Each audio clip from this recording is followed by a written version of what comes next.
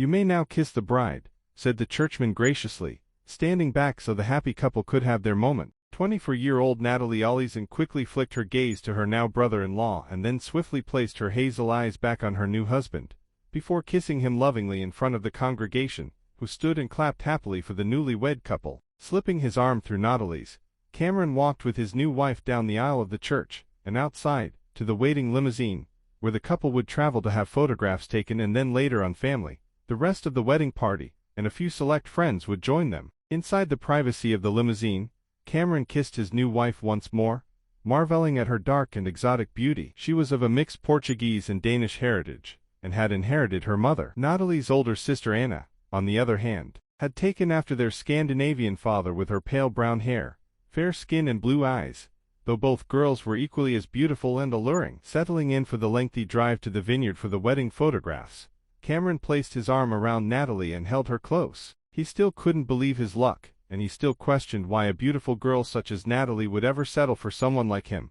but he knew he was the luckiest man in the world to have her love. But there was one slight thing that was bothering him. It was only little, and he knew he was being ridiculous and making an issue of nothing, but it still played on his mind. "Why did you look at my brother before we kissed?" Cameron asked his new wife. "What?" responded Natalie. "You looked at Jude before we first kissed." "No, I didn't," said Natalie defensively. "Yes, you did. I saw your eyes quickly go from me to him, and then back to me, again before we kissed," explained Cameron. Natalie was silent a moment as she looked at Cameron, wondering if he was really making a big deal of this. She knew there was a rivalry between the brothers and that they each had to outdo the other in whatever way they could, whether that be at work, sports, the cars they drove, or to see who could bring home the hottest girls. In the month leading up to the wedding, Cameron had been extra smug, especially at the family functions, of which there had been a lot in the lead-up to the wedding day. She just hoped that her new husband got over the smugness, as relationships and marriage weren't competitions. Cameron looked at Natalie expectantly, and she managed to formulate a response. "I'm sorry if I did look at Jude. I was nervous. It's not every day you get married," she said, giving a nervous little laugh. This response seemed to appease Cameron, and he settled down into the soft leather seat of the car and marveled at his beautiful new bride. How he wished he could just do away with the photo session and the reception and take his new wife off to relaxing, but they had to go through all this first before they could be alone. They were in for a long evening, but the anticipation of the act would make it better in the long run. Although the anticipation had been building for the last 2 years, ever since they first met. He remembered their first meeting very vividly. It was imprinted on his memory, as his wedding day would be, forever. They had met at the campus coffee shop one lunchtime, and he realized in that moment that if it hadn't been for the fussy, mean old Thai lady who worked there, that he probably would never have met Natalie. He had been standing behind Natalie in the queue. Though the coffee shop was mostly deserted that day, Natalie had inquired into a certain type of coffee that was written up on the board, and the old Thai lady had grudgingly explained to her what a Vienna coffee was and what made it different to other coffee. Natalie had then ordered that coffee, and the lady grumbled in her native tongue about the extra effort she would have to go to, and how Vienna coffee was not popular. Cameron, who understood the language and spoke it on a mostly fluent basis, had stepped in here and saved Natalie from a verbal bashing in a second language. Cameron had lived for a year in Thailand,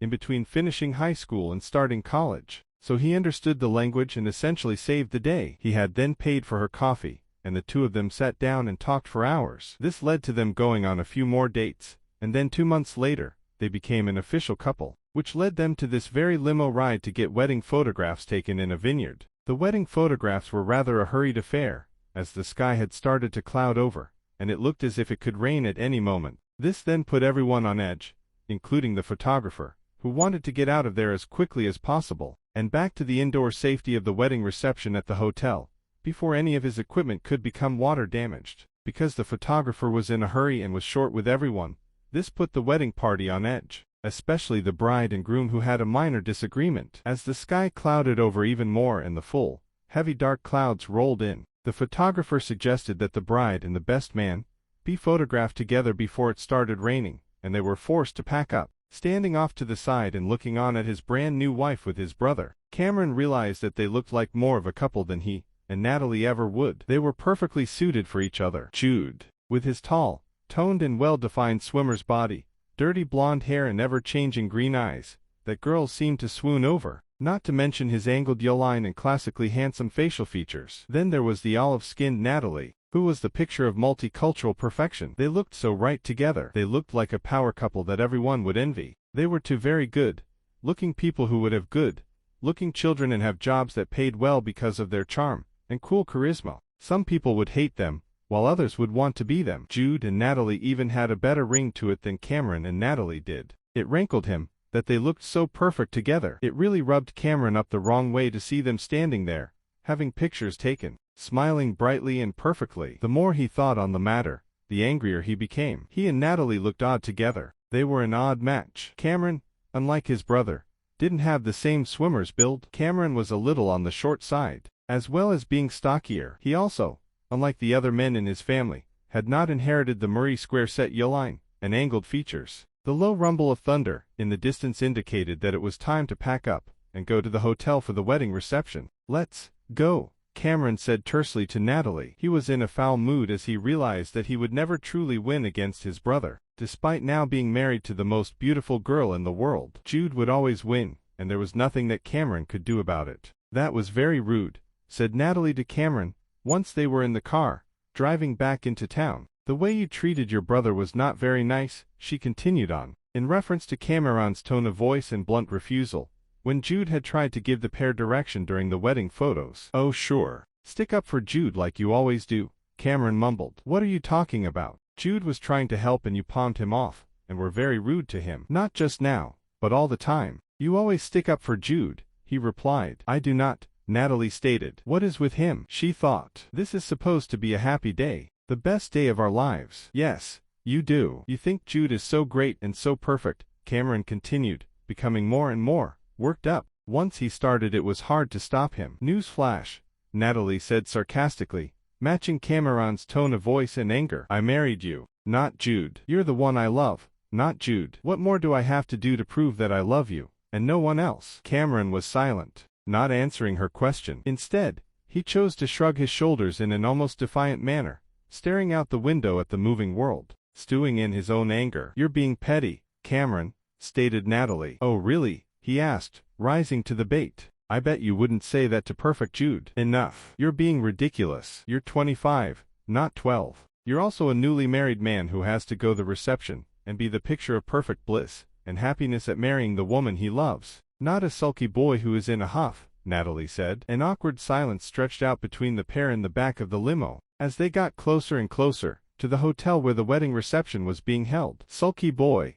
Cameron thought. She would never question Jude's manhood or masculinity. No one would. "But she won't think me a boy after we've consummated the marriage. I'll be a man then." His mood was somewhat improved with thoughts of the impending wedding night, and by the time they arrived for the wedding reception, he was almost back to full happiness, and had very nearly forgotten the earlier photograph debacle. Basking in the glory of being a newly married man, and having a beautiful girl on his arm, Cameron proceeded to enjoy the wedding reception, and the ensuing party that would no doubt take place. After all, his friends were rather rowdy, as were certain members of Natalie's family, so no doubt they would make it a night to remember. He was in a good mood, and enjoying himself until he saw that Jude had asked Natalie to dance after the bride and groom had had their first dance together. Again Cameron realized that Jude and Natalie made a great-looking couple, and how well-suited they seemed. "Why does no one else have an issue with this?" he thought. "How is everyone else okay with how close they are?" He watched as Jude and Natalie held eye contact, and she smiled radiantly. Was no one else seeing this? Or was it only him? "Because you're the only one with a problem,"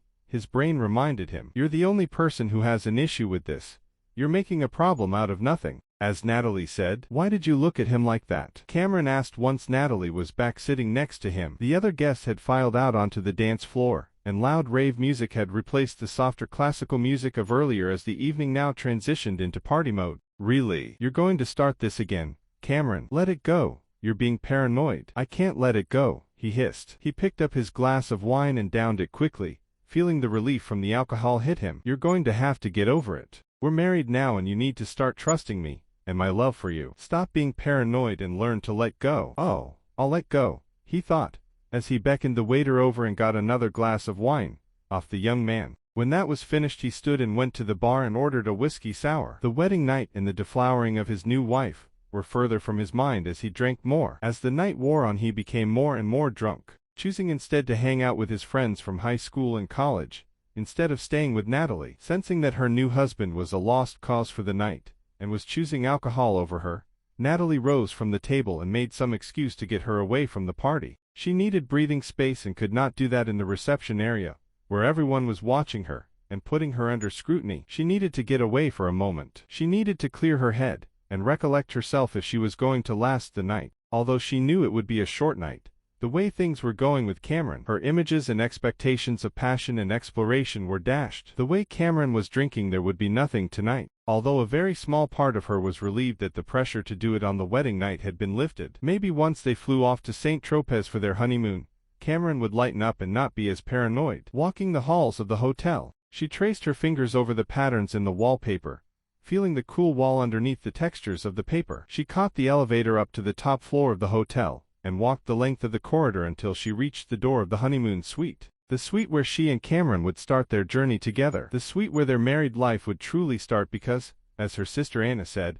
it wasn't truly a union until the marriage was consummated. Natalie slowly turned the old brass jerk knob, flicked the light on and scanned the room. She saw the large four-poster bed against the back wall, dominating the room. Red and pink rose petals were scattered on the bedspread, as well as the floor surrounding the bed. Sitting on the bedside cabinet to the left was the bucket of ice, a bottle of champagne resting inside waiting to be popped open by the triumphant and loved-up couple. Except Natalie knew that would not be happening tonight. Tall candles stood proudly on both bedside cabinets, as well as the large table that was opposite the bed. There was a vase of lilies on the table next to the collection of candles, and Natalie smiled appreciatively. Lilies were her favorite. She walked across the room, which to her was starting to seem less and less like a honeymoon suite for a happy couple. She saw mockery in every single candle that was waiting to be lit for the big event, and she saw cruel ridicule in the bottle of champagne, which the hotel staff would have put there as a nice gesture to be kind to the newlywed couple. Except all Natalie saw was a reminder of a drunken Cameron downstairs. Coming to the large French doors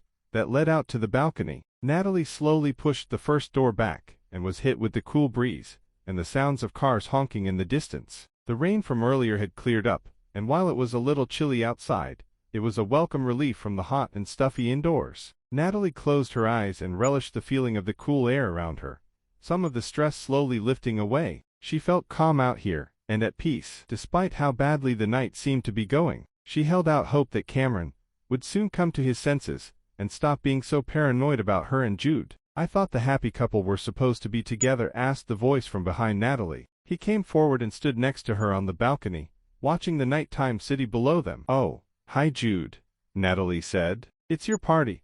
Why aren't you down there with them? You should be celebrating your marriage and the beginning of your new life with Cam." "I think your brother is doing enough celebrating for the both of us," she replied through gritted teeth, her earlier calmness fading slightly. Jude seemed to smirk before replying. "I did notice that he was a bit tipsy, but it's his wedding night, so I figured I should let him have his moment. I also know that Cam isn't usually a big drinker, even when there is an event or celebration to be had." The silence that ensued said it all, and answered Jude's honest question. "Did you want to talk about it?" he finally asked. "Despite the fact that it's our wedding day, Cameron is still very paranoid and he thinks there is something going on between you and I. I don't know what to do, apart from telling him that he's being ridiculous. We've been having words all day about his behavior, and his answer to that is to get drunk and party with his college buddies," said Natalie, unloading all of the day's grievances on her brother-in-law. "You do know that men are far more insecure than women?" Jude asked. "Cam obviously can't believe his luck at landing such a gorgeous, sexy, smart,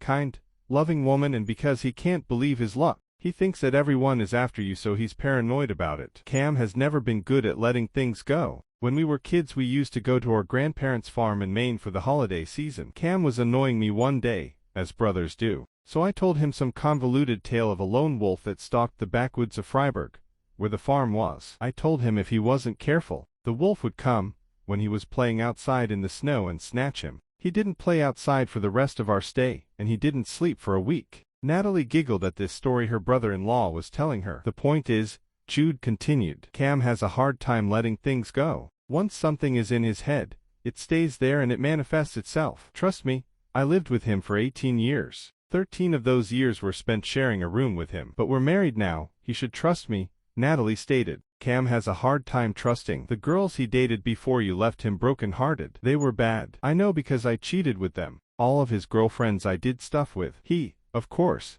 does not know that." Jude admitted, yet he was not ashamed at all. Natalie looked at Jude and the way he was looking at he. She swallowed audibly and tried to get back on track, but she couldn't find the words. The way Jude was looking at her was making her a little uncomfortable, but she also liked it, and she was enjoying the attention. Instead of being repulsed by the look in his eye, she was excited a little. It was something altogether different than what she felt with Cameron. The feeling was wrong, and so was the escalation it was bringing inside her, but part of her relished the feeling, and the way Jude was looking at her. He came closer to her, and ran his fingers through her soft dark hair. A large flower was pinned behind her right ear, keeping everything in place. "I should probably go and get back to the party," she said in a small, weak voice. "People are probably wondering where I am." Jude shrugged his shoulders. "It's your wedding day. Everyone knows how anxious and nervous you are. They'll forgive you for being away from the party for a little while, although I somehow doubt they've noticed seeing as my drunken uncle is keeping everyone entertained. And Cameron,"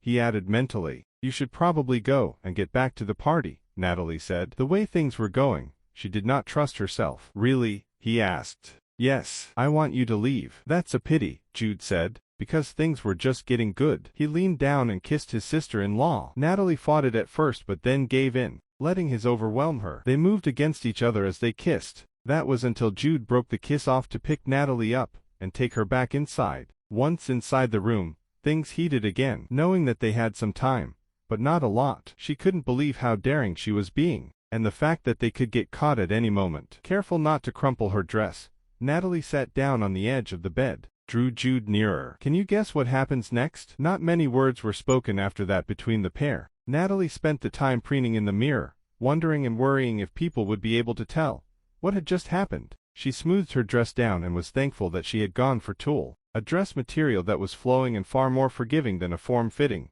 tight wedding dress. Jude was the first to leave, but as he got to the door, he turned around and spoke to Natalie. "I don't intend for this to be a once-off. I'm going to cheating with you at every opportunity I get. Tonight was just the beginning." A look of pure smugness flashed across his face and in his green eyes, and then he turned the old brass jerknob and left the room. A dreadful feeling rose in Natalie, but she could not deny that the notion carrying out something so secret and clandestine was arousing to her and exciting.